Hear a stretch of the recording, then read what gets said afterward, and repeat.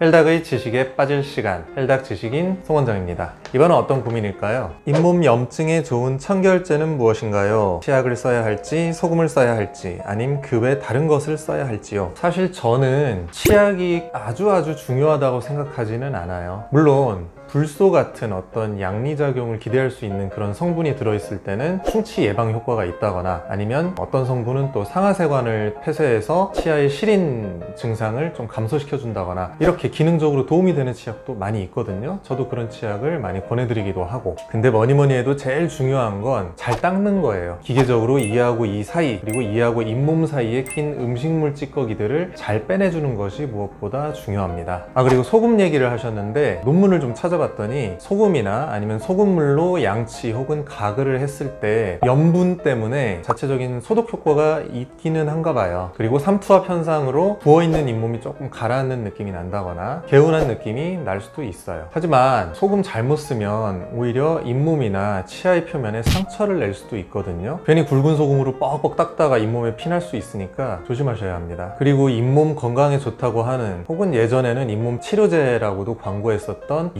이나 인사 이런 식품들도 많이 있잖아요. 근데 이거는 조금 조심스러운 말이기는 하지만, 저를 포함해서 많은 치과 의사들이 이런 건강기능식품들 혹은 보조식품들의 효과가 굉장히 기대할 만하다, 이렇게 보기는 좀 쉽진 않은 것 같아요. 쉽게 얘기하면 몸에 좋은 혹은 잇몸에 좋은 부분이 조금은 있는 여러가지 비타민, 프로폴리스 이런 것들이 들어있는 영양제다, 이렇게 생각하시는 게 더 맞을 것 같습니다. 실제로 예전에는 잇몸 치료제라고 해서 판매되었던 이 두 가지 제품은 2016년 이후에는 보조제로 강등돼서 판매되고 있습니다. 실질적인 효과도 그렇게 크지 않다고 얘기를 하고요.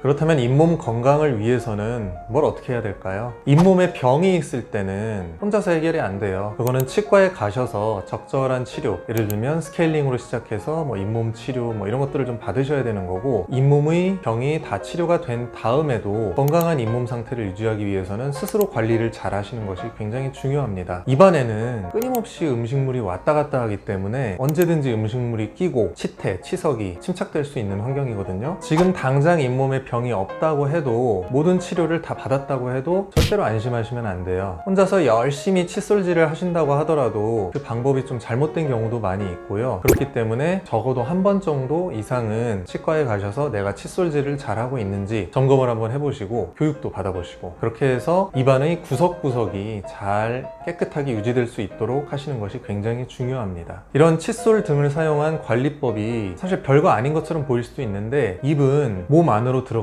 굉장히 큰 통로거든요. 그래서 입안에 세균이 얼마나 있는가, 어떤 종류의 세균이 있는가, 입안의 건강 상태가 어떤가가 전신 건강에 미치는 영향이 굉장히 큽니다. 입은 전신 건강의 창문이라고 하거든요. 건강을 구독하세요. 오늘 내용이 도움이 되셨길 바라며 헬닥 지식인 송원장이었습니다. 건강하세요.